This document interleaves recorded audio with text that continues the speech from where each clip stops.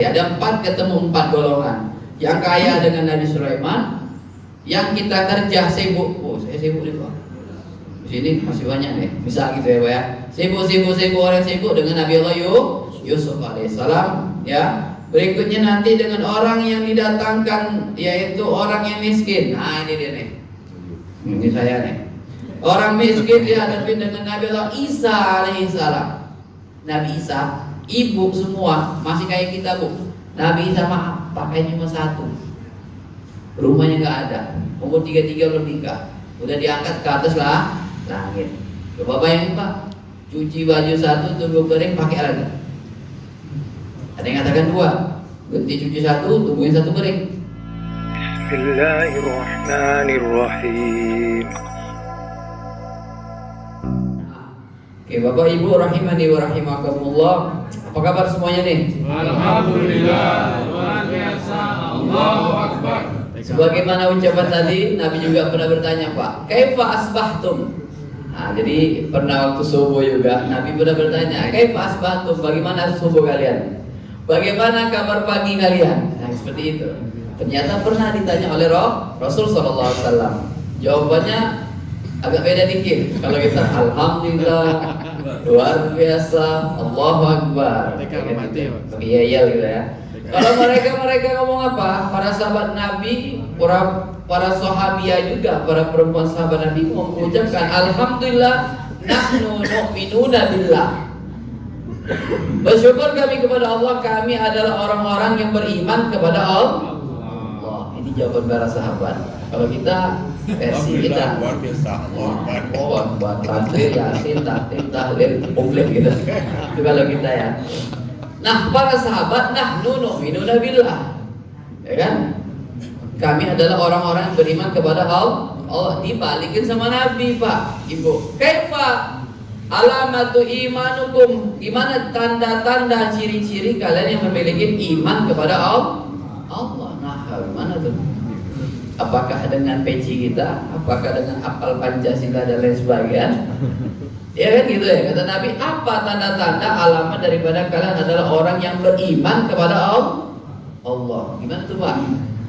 Sholat subuh berjamaah di masjid, kalau kita gitu ya. Apa kata para sahabat? Nahnu nasbiru alal bala wa nashkuru ala na'mah. Kami adalah suatu kaum bersyukur ketika mendapat nikmat dan bersabar ketika dapat musibah. Jadi ini ciri-ciri kata para sahabat ya di depan hadapan Nabi. Ciri-ciri jadi intinya dari hadis tersebut, kisah tersebut, ciri-ciri orang yang beriman kepada Allah adalah mereka bersabar ketika mendapat musibah dan bersyukur ketika mendapat nikmat. Begini jadi Pak. Oh itu ternyata. Nggak apa-apa Pak. Lanjutin, jangan. Apa kabar semuanya? Kami beriman kepada Allah. Bingung juga nanti Ustaz. Ya, tapi ini teks berarti udah nada kita pernah mendengarkan hadis tersebut. Insyaallah. Nggak apa-apa, bagus tuh. Ya, boleh juga kapan-kapan tes Ustaznya kan. Nahnu nu'minuna billah. Apa kabar semuanya? Nahnu nu'minuna billah. Kami adalah orang-orang yang beriman kepada Allah. Ustaznya tahu hadis itu dijawab lagi, apa tanda mereka beriman kepada Allah? Baru berarti memang Ustaz baca kitab hadis. Wallahu a'lam. Oke, Bapak Ibu rahimani wa rahimakumullah, izinkan saya membaca kitab Bab Sabr alal Bala. Ya, wasyiddah. Ini kitab Tanbihul Ghafilin karangan Syekh Nasir bin Muhammad bin Ibrahim Samarqandi dari Uzbekistan. Kitab ini luar biasa, fenomenal di kalangan santri pesantren ya. Terlebih lagi khusus di Indonesia. Ini konsepnya sekarang kita cerita tentang sabar. Ya, banyak-banyak sabar, apalagi di zaman milenial sekarang Pak. Ya, anak-anak sekarang ya siapapun itu, ya mentalnya sekarang kadang emosinya, sabarnya setipis di tisu, senggol dikit ngamuk gitu ya, senggol dikit bacok dan lain sebagainya. Nah, di sini kita dianjurin sama Rasul Shallallahu Alaihi Wasallam menjadi abdan soburo, hamba-hamba yang bersyukur. Yuk sama-sama ketika menghadapi beraneka ragam polemik kehidupan, ya masalah kehidupan rumah tangga ataupun sosial ataupun adik-beradik, warisan dan sebagainya, tunaikanlah masalah tersebut dengan kepala dingin. Kan gitu ya. Seperti sering kita ngomongin, jadilah menyelesaikan masalah itu dengan kepala dingin. Ternyata ucapan ini berbarengan dengan ucapan seorang Ali bin Abi Thalib radhiyallahu anhu. Al-Imam Ali bin Abi Thalib ucapannya sangat luar biasa. Ucapan seorang sahabat itu nama hadisnya mauquf. Ya, kalau hadis dari Nabi namanya hadis marfu. Yang kita dengar ya. Hadis dari Nabi qala Rasul, berarti ini hadis marfu. Tanpa saya sebutin sanad berarti qala Rasulullah, berkata Rasulullah, berarti ini sanad hadisnya derajat hadisnya adalah hadis marfu. Kalau yang berkata sahabat Nabi bernama hadis mauquf. Maudu itu karangan. Jangan.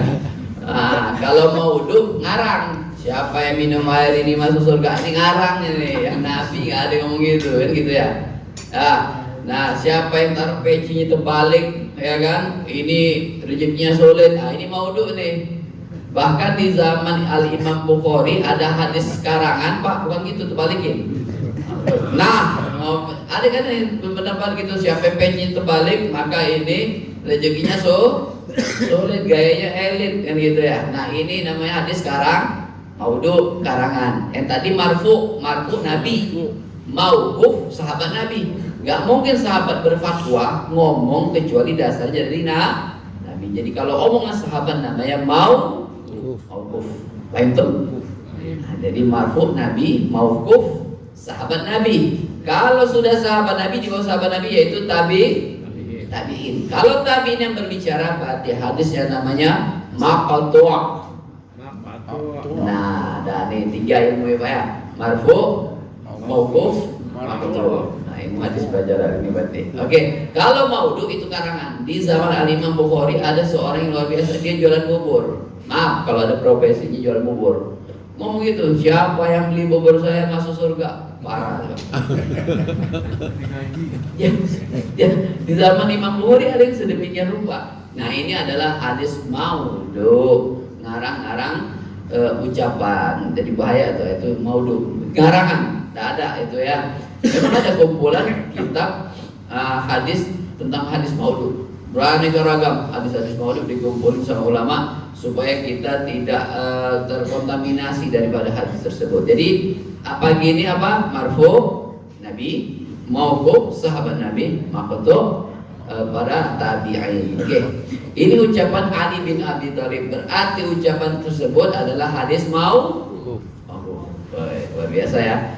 Nah, Al-Imam Ali mengatakan wa'lamu inna sabra wa'lamu anna sabra 'alal amal karra'si 'alal jasad. Ketahuilah bahwasanya orang yang bersabar atas suatu perkara bagaikan kepala di antara anggota tubuh.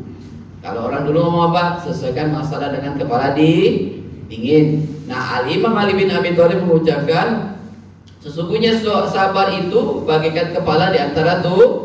Wa idza faraka ar-ra's 'ala jasad fasadatil jasad. Apabila kepala hilang dari tubuh maka jasad tersebut akan rusak. Enggak enak dilihat Pak, ngeri kita lihatnya, kayak kuyang ya. Ya gitu ya. Dan apabila seandainya seseorang menyelesaikan masalah tanpa dengan sifat sabar, maka hal tersebut akan rusak. Bisa dipahami Pak? Kalau orang ngikutin emosinya tanpa dia menggunakan akal sehatnya, tanpa dengan sifat sabarnya, maka seakan-akan orang tersebut menghilangkan kepalanya. Jadi ini sejalur nih. Selesaikan masalah dengan kepala dingin, sebagaimana Ali bin Abi Thalib dalam ucapannya, sesungguhnya sabar itu bagikan kepala di antara tubuh. Yuk Pak, sama-sama kita sabar. Seberat-berat beban kehidupan kita, ya, moral kita diuji, tanggung jawab kita dituntut, maka sabarlah yang lebih kita kedepankan. Manusia gak ada yang gak diuji oleh Allah Subhanahu wa Ta'ala. Pasti mereka diuji, entah itu entah itu dicoba dengan ekonomi, entah itu dengan pasangan hidup. Sesungguhnya Allah Subhanahu wa Ta'ala berfirman dalam surah Al-Baqarah 155 sampai 157, walanabluwannakum bisyai'in minal khaufi wal ju'i wa naqsim minal amwali wal anfusi was samarat wa basyiris sabirin. Sungguhnya kami bakal menguji coba manusia ini dengan sifat takut.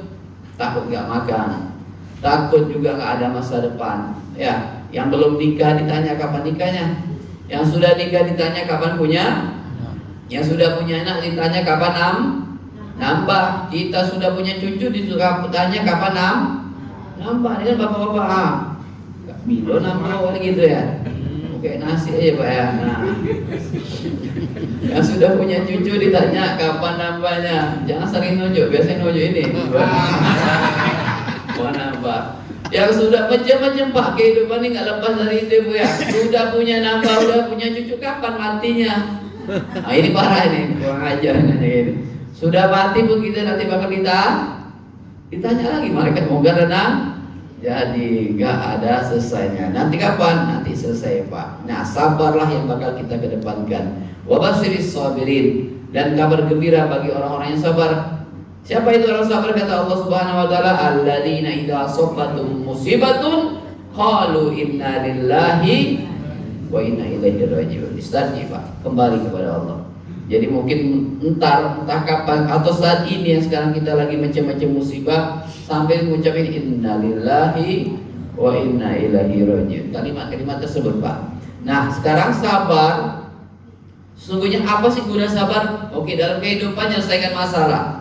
Setidaknya kita gak stres, gak ikut dalam beban apa ngadepin mikirin itu masalah yang kita hadapin. Itu dalam kehidupan. Sekarang apa guna sabar di kehidupan berikutnya?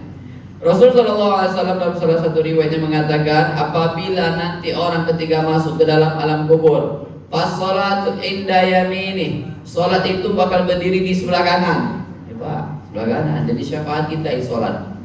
Wa zakatu an shimali, dan zakat akan berdiri di sebelah kiri. Wal birru yazillu alaih, sedangkan amalan-amalan baik, sedekah, silaturahmi gak putus, hobi menabung, hobi bersedekah, pergi umrah, haji, apalagi berbakti kepada kedua orang tua, mendoakan kita, berdoa, mengucapkan salawat kepada Nabi. Wal birru yazillu alaih, kanan sholat, kiri zakat, kebaikan-kebaikan yang pernah kita lakukan nih, naungin kita di arah kepala kita. Sedangkan sabar itu berdiri di hadapan. Dia diam aja. Apa tugasnya? Yuhajju alaihim, menghujat untuk sholat, zakat, semua amalan ibadah. Hei sholat, hei zakat, hei kebaikan-kebaikan semasa orang ini. Kata sabar kepada mayit yang masuk di alam kubur. Fahajjatum fa'ana min wara'i zuhri. Kalau kalian gak mau bantu ini sholat, zakat, kebaikannya semasa hidupnya, maka aku sabar yang bakal menolong ini jenazah. Jadi Pak, ternyata sabar berpengaruh penting ketika kita di alam kubur. Jadi gitu ya. Penting kalau kita mengutamakan dalam kehidupan sehari-hari kita dengan sabar. Innallaha ma'as sabirin. Allah itu bersama orang-orang yang sabar. Sabar ini gimana memupuknya? Itu tergantung dengan kepribadian masing-masing. Gak bisa diajarin, mesti dilatih dari pribadi masing-masing. Kalau minum, kalau akhlak itu nampak. Minum pakai tangan kanan dan dalam keadaan duduk. Ketika minum tersebut kita mengucapkan kalimat Bismillah. Ketika selesai minum maka ucapkanlah kalimat ini akhlak. Kan akhlak tuh ya. Akhlaknya gitu Pak. Akhlak yang nampak. Masuk ke dalam masjid pakai kaki kanan, keluar masjid pakai kaki kiri. Sedangkan sabar mana nampaknya? Saya kata, ibu nggak tahu, bapak ibu nggak tahu dengan saya sabar atau enggak orangnya. Kapan ketahuan nanti? Coba deh. Senggol kanan ya kan?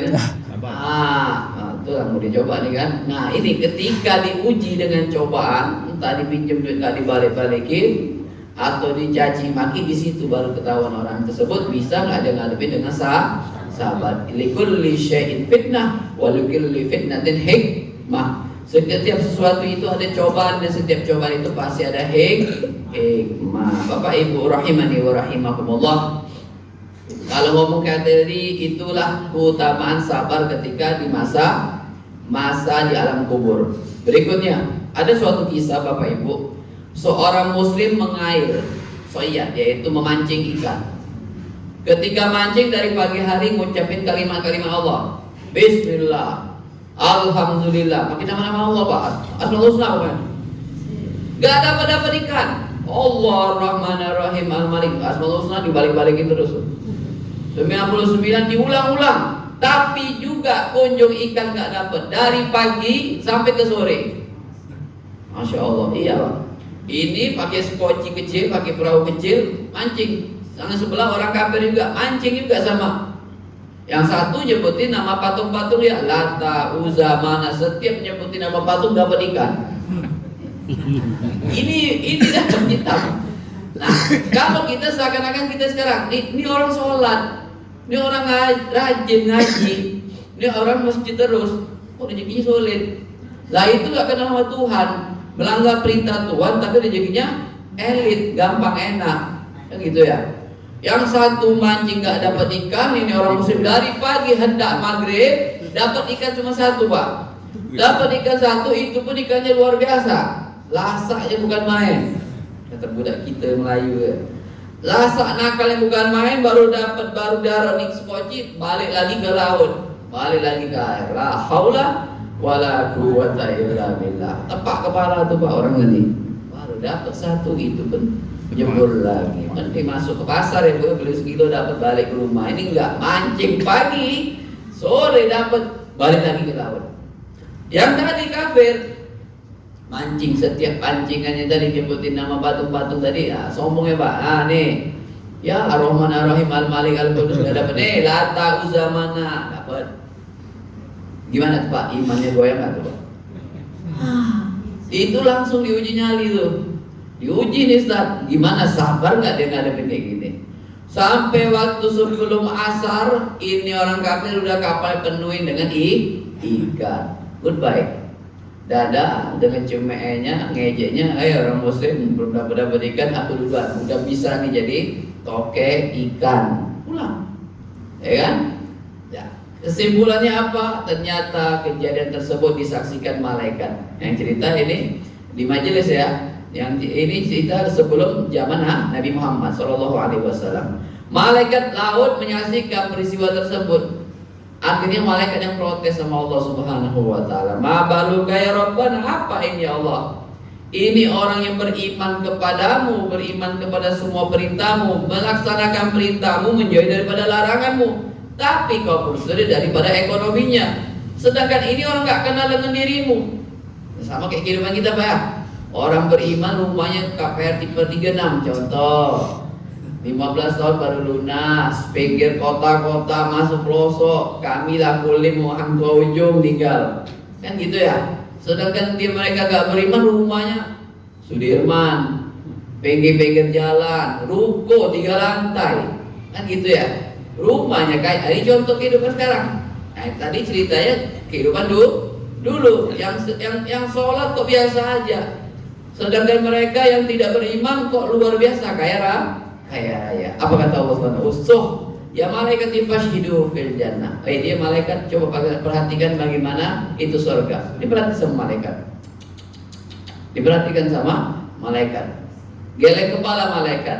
Ternyata nikmat yang bakal Allah berikan terhadap orang-orang yang sabar, ridho dengan ketentuan Allah Subhanahu wa taala, ternyata sabar mereka di masa hidup mereka tidak ada apa-apanya dibanding dengan nikmat surga. Bala ya Allah. Nashhad bidzalikan nikmat. Benar ya Allah. Aku saksikan bagaimana nikmat ini yang akan Engkau berikan terhadap mereka orang yang besar sabar. Di alam kubur bakal menjadi syafaat, di akhirat bakal mendapatkan daripada nikmat surga. Udah, sampai tajuk tadi belum selesai malaikat. Fashhad lahu finnar. Saksikan apa yang akan aku berikan terhadap mereka tidak pernah sabar, tidak beriman kepadaku di semasa hidupnya. Diperhatikan malaikat. Geleng-geleng. Ternyata apa? Benar ya Allah. Walaupun mereka punya kapal mungkin, walaupun pulau, mereka tidak beriman terbeli Pak ya. Bukan sawit lagi, kapal, pulau terbeli. Apalagi awan gak bisa dijual beli itu. Belah-belah marketing langit kata orangnya kan. Nah bisa dibeli tuh Pak.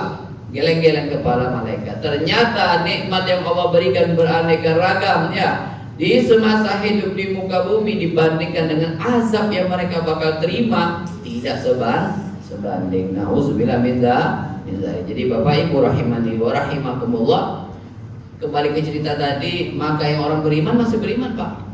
Nggak mau dia murtad, meninggalin agamanya, kembali ke ikut yang tadi menyembah patung. Dia kokoh imannya luar biasa. Maka dari sini kita juga jangan mudah gampang silau dengan harta orang lain. Banggalah dengan diri kita yang beriman, yang beragamakan Islam. Sholat bukan untuk tujuannya kaya, dan juga kebahagiaan orang itu bukan dengan kaya. Jadi kembali lagi, itulah sabar tersebut yang bakal kita bawa kelak di yaumil qiyamah dengan kebanggaan mendapatkan ridhonya Allah Subhanahu wa taala.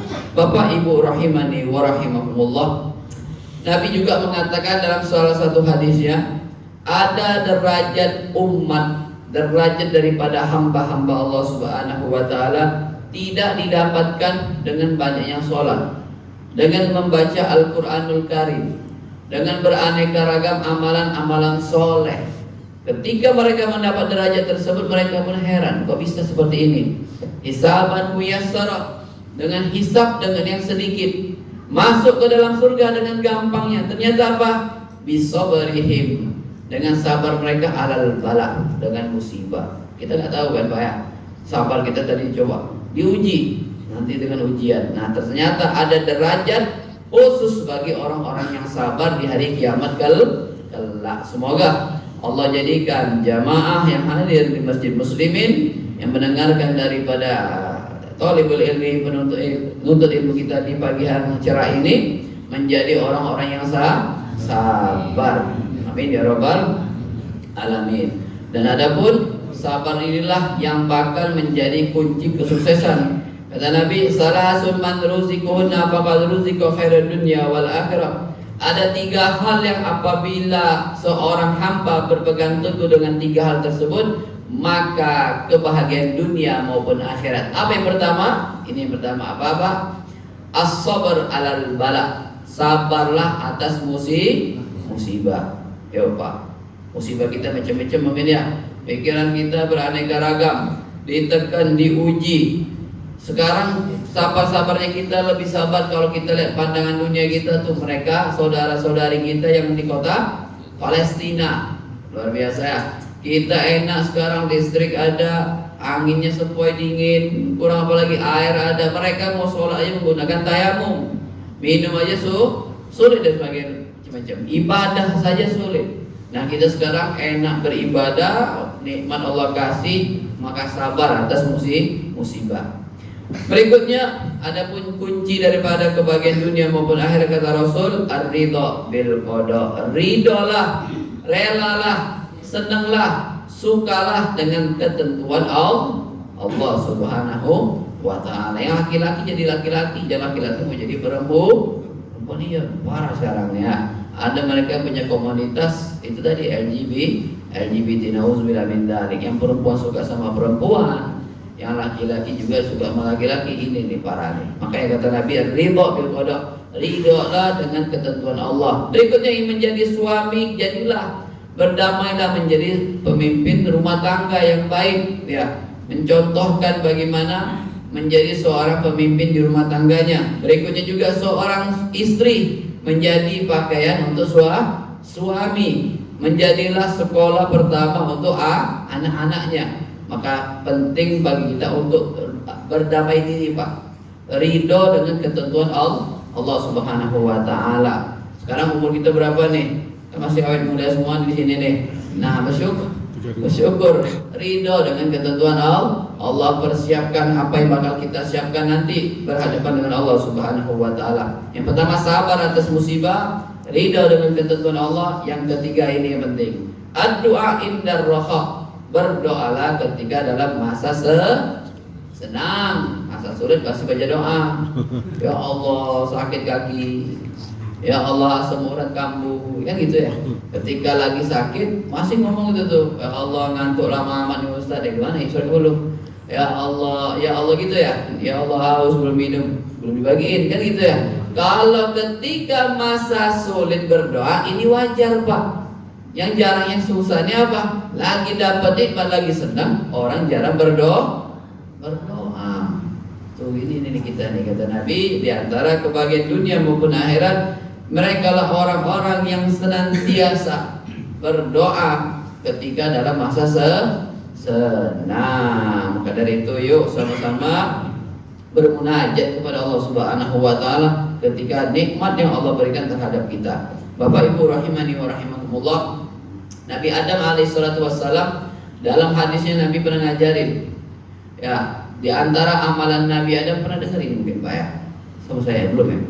Belum. Nabi Adam, amalan Nabi Adam, yuk sama-sama kita amalin. Nabi Adam pernah berkeluh kesah, ya Rabbi bima syagaltani bikasbil halal fa'alimni bijawamil hamad. Ya Allah, kau sibukkan aku mencari rezeki yang halal. Nabi Adam repot. Ya, perkebunan, peternakan ada, ngurus anak-anak. Ya Allah, aku capek. Ajarin aku bagaimana supaya aku bisa menjadi orang yang bersyukur, ngucapin kalimat-kalimat alhamdulillah. Apa kata Allah? Ya Adam, uzkur salasan fis sabah wa salasan fil masa. Ya Adam, ucapkanlah kalimat ini 3 kali di waktu pagi dan 3 kali di waktu sore. Yang mana lagi? Silakan diamalin Pak. Apa itu? Apa doanya Pak? Alhamdulillahirabbil alamin. Hamdan yuafi ni'amahu wa yukafi'u mazidah. Ini amalan sudah biasa kita dengar ya. Imam biasa sholat berdoa mengucapkan kalimat tersebut. Itu jawamiul hamad. Di sisi Nabi Adam diajarin oleh Allah Subhanahu wa taala, ini adalah perkumpulan untuk orang yang bersyukur. Jadi gitu Pak. Tadi kita sama-sama imam, alhamdulillah 33 kali. Nah, sedangkan Nabi Adam diajari oleh Allah Subhanahu wa taala, uzkur ya Adam. Ucapkan ya Adam 3 kali di waktu pagi dan 3 kali di waktu sore. Alhamdulillahirabbil alamin. Hamdan yuafi ni'amahu wa yukafi'u mazidah. Ya, jadi silakan Pak. Sebagaimana saya baru baca ini, ya Bapak Ibu juga silakan diamalkan amalan tersebut 3 kali di waktu pagi dan 3 kali di waktu sore, supaya kita menjadi orang-orang yang bersyukur atas nikmat Allah Subhanahu wa taala. Bapak Ibu rahimani wa rahimakumullah, sesungguhnya para mereka orang terdahulu, ya, orang terdahulu luar biasa. Mereka mendapatkan cobaan yang luar biasa. Semakin dekat sama Allah, semakin diuji dan dicoba. Di antaranya sahabat Nabi bernama Khabbab bin Arad. Khabbab bin Arad ini sahabat Nabi kalangan budak, sebagaimana Bilal bin Rabah. Bilal bin Rabah pernah disuruh murtad keluar agama, ditimpa dengan batu yang besar, panas, di siang hari yang panas dengan batu yang berat. Ya, disuruh murtad, tapi luar biasa, tidak murtad dan menjadi salah satu kalangan sahabat yang masuk Islam pertama. Di sini ada cerita Khabbab bin Arad. Khabbab bin Arad ini termasuk sahabat yang terzolimin. Kalau Bilal bin Rabah ditimpa dengan batu panas, kalau Khabbab bin Arad lebih parah lagi. Jamroh ini arang ditaburin Pak. Khabbab bin Arad digelindingin di atas arang yang masih hidup. Bara api digelindingin yang membuat tadi jadi fasel, tubuhnya itu jadi cacat. Ya, Khabbab bin Arad kalau tidak menggunakan pakaian itu kelihatan cacatnya bagaimana, luka fisik yang dialami bertahun-tahun karena dibakar dengan arang. Bukan sampai situ, selesai kena azab situ nggak mau keluar dari agamanya Nabi Muhammad SAW. Kakinya diikat, kepala di bawah, kaki di atas, dicelupin ke dalam sumur. Ceritanya tak, Khabbab bin Arad seorang sahabat Nabi, masuk keluar dari agama Muhammad gak mau, sebutlah tahu zamana gak mau, kuat kekeh dia dengan ajaran Rasul SAW. Jadi pada suatu hari Khabbab bin Arad ini dengan 2 sahabatnya mendatangi Nabi dalam keadaan bersenderkan di depan Ka'bah, dinding Ka'bah. Masih di kota Mekah, Nabi belum hijrah. Khabbab bin Arad mengatakan, ala tansurullah ya Rasul, coba mintakan doa ya Rasul supaya kita ini langsung menang, supaya kita ini enggak seperti ini, sulit diuji dan dicoba daripada bagaimana kezoliman mereka orang kafir Quraisy. Kalau kacamata kita gimana Pak Ustaz? Setuju enggak? Khabbab bin Arad minta doa sama Nabi supaya selesai, supaya bisa ngadepin orang-orang kafir, langsung Allah menangin. Setuju ya? Setuju. Sebab luar biasa, dicemburin dalam sumur, dalam keadaan terikat, digelindingin di aram bara panas yang luar biasa. Ternyata kalau kacamata kita yang sekarang ini wajar orang ngeluh gitu, nggak kuat ya. Kita lihat anak kita dirontal aja di pondok, kita deg-degan kan, dihukum, dibotakin, dijemur di lapangan bola, ya kan, beraneka ragam. Kita gimana tuh rasanya? Apa kata Rasulullah SAW? Mukanya Nabi berubah. Yang tadi santai nyenderkan dirinya di Ka'bah serius. Ya, serius di situ tidak menerima daripada ucapan Khabbab bin Arad. Apa kata Nabi? Inna kana min qablikum kana yuti bi rajulin fayufaru fil ard. Khabbab bin Arad, sesungguhnya dulu orang-orang terdahulu lebih berat lagi hukumannya dari engkau. Di antara mereka ada yang diletakkan di atas tanah, yuja'u bil minsyar, digergaji kepalanya sampai terbelah menjadi dua. Jadi Nabi didatangi Khabbab bin Arad yang ngeluh, Nabi cerita lagi orang dulu terdahulu seperti itu. Wa'adul rosi fajalu firqatain, sampai tubuhnya menjadi dua, tapi mereka tidak keluar dari iman mereka. Ada yang diantara mereka badannya dikubur hidup-hidup, cuman kepalanya ya dibelah menjadi mati. Tapi mereka tidak pernah mengeluh dan mereka tidak murtad keluar dari agama mereka. Maka dari sini wahai Khabbab bin Arad, kau menjadi orang yang mesti bersahabat. Jadi seberat-beratnya kita enggak seperti para sahabat Nabi. Ya, kita disuruh murtad dan sedemikian rupa. Mereka sahabat dididik Nabi menjadi sahabat-sahabat yang bermentalkan kuat, bermentalkan baja dengan iman, sabar atas musibah. Jadi gitu Pak ya. Sehebat-hebat musibah kita belum ada apa-apanya dibanding dengan para sahabat. Sebagaimana sering saya ceritakan, ketika menghadapi musibah, ingat sebagaimana Nabi Allah Yunus bin Matta. Yunus alaihissalatu wassalam, kita kalau di penjara mungkin, atau kita dikurung, kalau mungkin pernah di penjara ya, atau penjara suci pernah mondok, berapa lama? Itu kita masih di atas tanah, benar ya? Kita masih di atas tanah. Sedangkan Nabi Yunus di dalam perut ikan. Mana lagi? Selama berapa? 40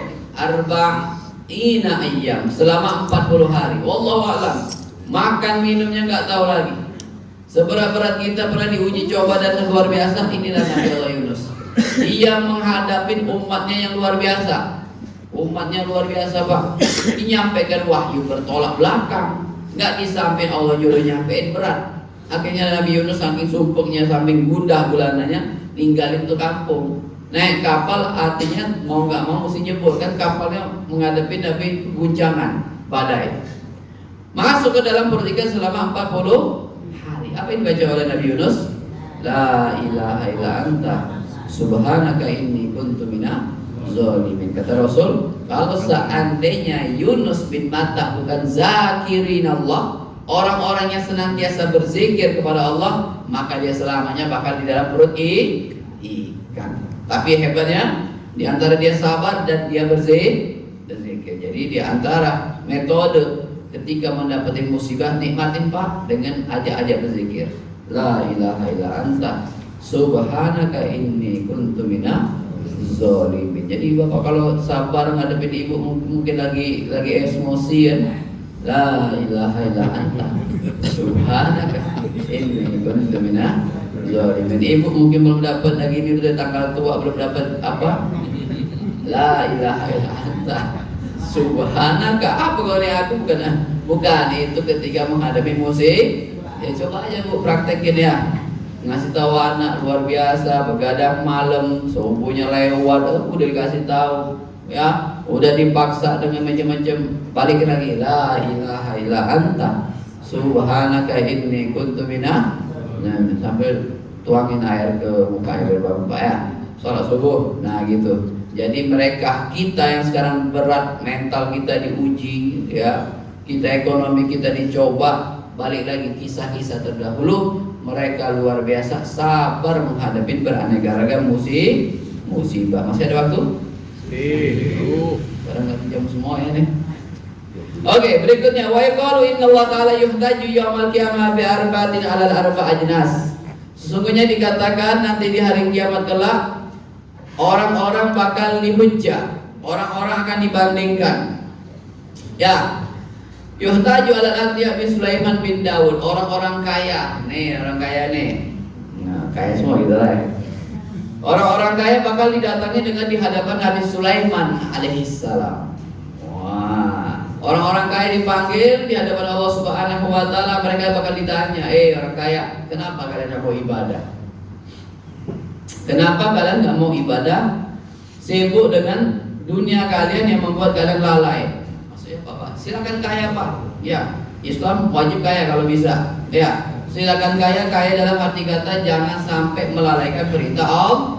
Ada harta tapi tambah dekat sama Tuhan. Ada harta tambah giat sholatnya, tambah luar biasa ngaji Qur'annya dan sebagainya.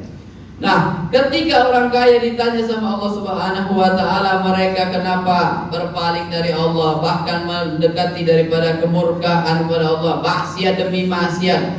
Ya, apa kata mereka? Kami sibuk menjaga harta-harta kami. Makanya Pak, kebahagiaan itu bukan mesti kaya. Berapa banyak orang bahagia bukan karena harta, tapi berapa banyak harta membuat orang menjadi bahagia, ya kan gitu Pak ya.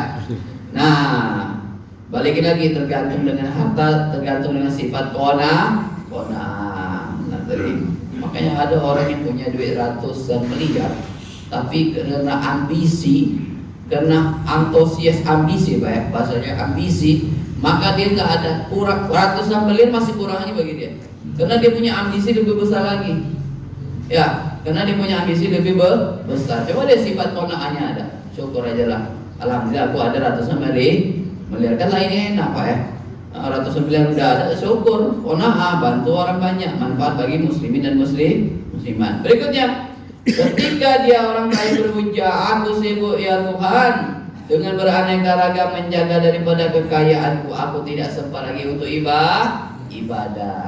Nanti ini kata Allah, didatangi Nabi Sulaiman. Mana kaya engkau dengan Sulaiman alaihissalam? Digituin. Orang sombong dibalas dengan sombong. Atakabur lil mutakabbir shadaqatun. Sombong dengan orang yang sombong, sedekah. Wah, nih, mana kaya engkau sama Sulaiman alaihissalam? Diam lah orang kaya tadi. Ya, diam. Di situ mereka dihukum. Ya, mereka dihukum.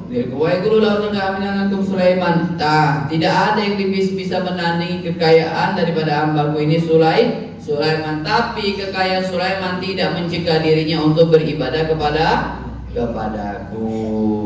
Nah, akhirnya udah diam. Orang kaya pun terhujjah nanti di hari kiamat kelak. Berikutnya, para karyawan, kita semua karyawan mungkin ya, yang pernah masih kerja, ya, yang punya kegiatan aktivitas masing-masing. Para karyawan, para orang-orang yang kerja ikut orang juga nanti dipanggil. Mereka para kerja, mereka yang sering-sering melanggar perintah Allah, nggak melaksanakan perintah Allah, melaksanakan pelanggaran sama Allah Subhanahu wa taala. Mereka bakal dihadapin dengan Nabi Allah Yusuf alaihissalam. Nabi Yusuf pernah jadi budak. Jadi budak dilempar sama adik-beradiknya ke dalam sumur, diambil jadi budak, dijual beliin di pasar.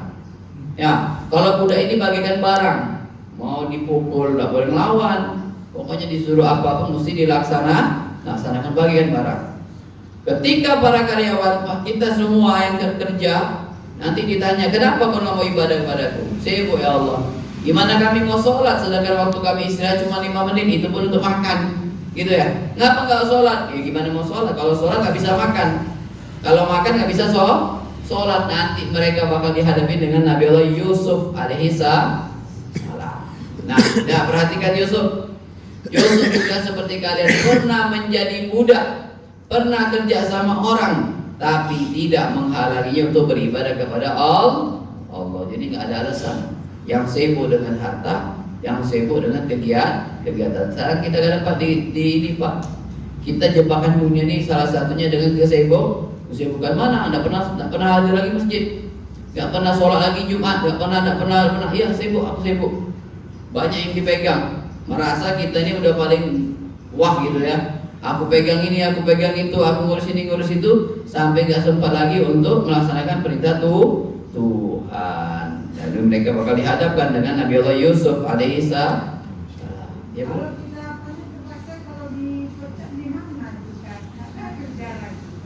Gimana Bu? Kecil. Ya, pecat. Oh iya makanya tadi Sabar. pandai-pandai tadi. Sabar. Oh kalau kami nggak sholat nanti dipecat, gitu. Kami sholat kami dipecat gitu. Ya. Kalau kami ibadah kami dipecat. Sabar. Pasti ada ini Bu, ada solusinya. Nggak mungkin langsung karena sholat ada orang dipecat. Ya, kalau selama di Indonesia jarang lah orang sholat dipecat. Nggak ada ya, nggak ada Bu. Di Korem itu tentara itu aja Bu, sholatnya ya, sholat. Artinya saya di Korem ada kisi juga zuhur, itu sholat aja sholat, nggak pakai zikir bubar. Sebab tentara kan dibatasi waktunya kan. Itu tentara tuh Bu. Ya kan, tentara itu aja mereka sholat, Pak. Sholat, silakan sholat. Makan pandai-pandai. Jadi Ibu, selesaikanlah masalah dengan tanpa masalah. Enggak ada ya. Maksudnya gimana pandai-pandai? Pandai-pandai. Security oleh. Pandai-pandai. Ini seakan-akan Bu. Soal Jumat tuh nggak bisa. Kan kadang kita beralasan Bu. Dia sholatnya 2 jam. Sholat kita cuma 5 menit, ya kan? Sholat kita, ibadah kita 5 menit. Apapun kerja kita pasti bisa kita untuk menunaikan sholat. Ini memang dicari alasan. Sholat gak mau, padahal dikasih waktu. Nanti tuannya di hadapan kiamat, kau ya katanya, nggak boleh ibu ini mau sholat, kau larang untuk sholat, kau pecat dia. Aku udah kasih waktu ya Allah nih untuk makan untuk sholat, tapi dianya nih masih lalai kan gitu ya, bukan lalai nyanyi.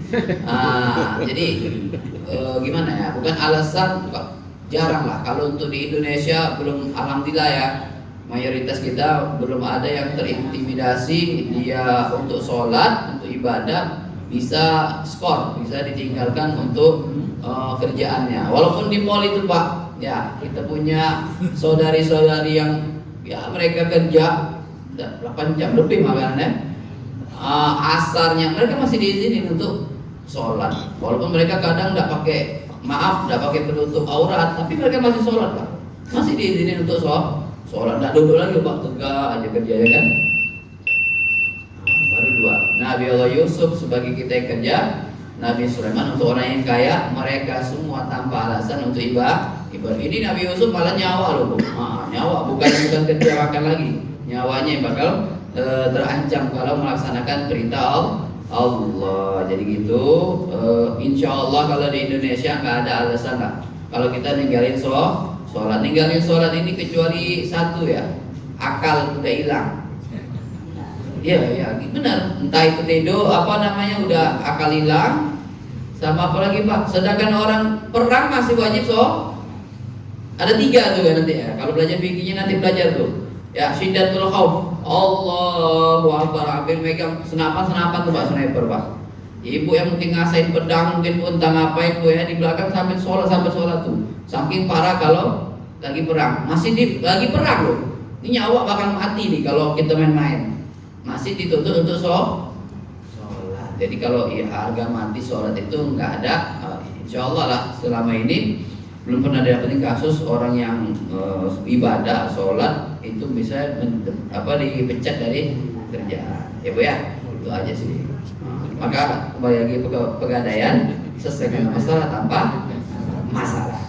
Masya Allah. Oke, itu saja mungkin.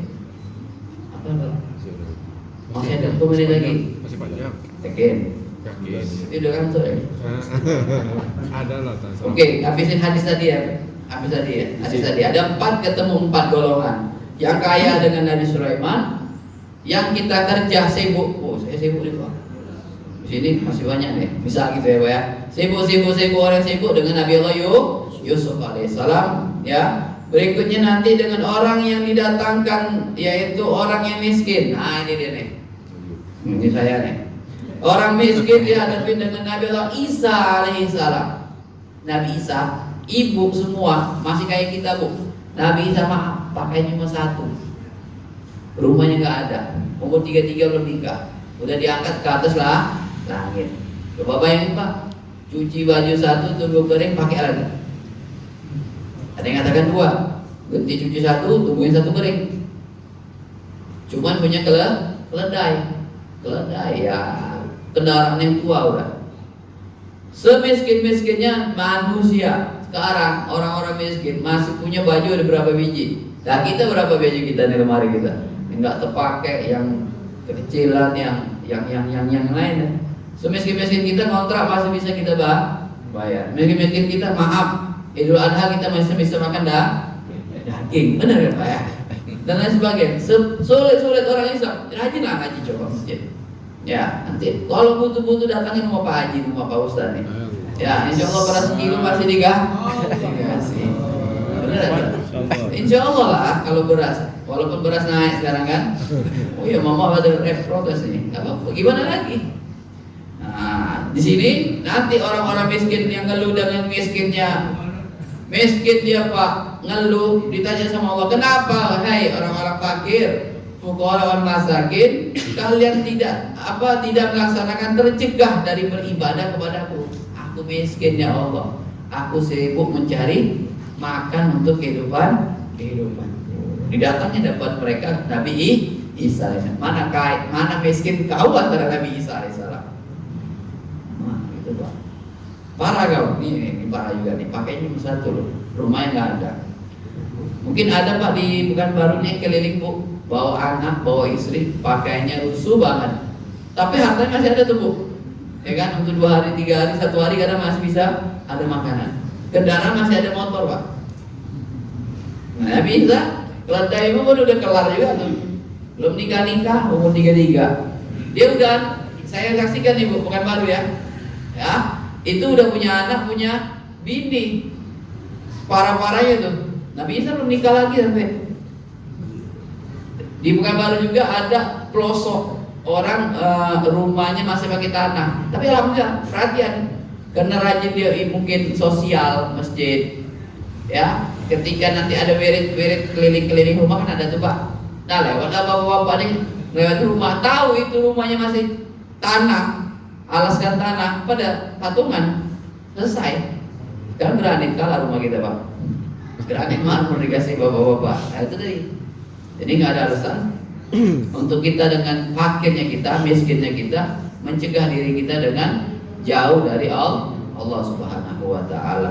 Walaupun ya tadi sayang, kalau kita sudah sulit di dunia, maka dapatkanlah sifat sabar dan jangan tercegah dari untuk beribadah kepada Allah Subhanahu Wa Taala. Tuh, yang kaya dihadapi dengan Nabi Sulaiman, yang sibuk dengan Nabi Allah Yusuf, yang miskin dengan Nabi Isa alaihissalam, dan yang sakit dengan Nabi Ayub alaihissalam.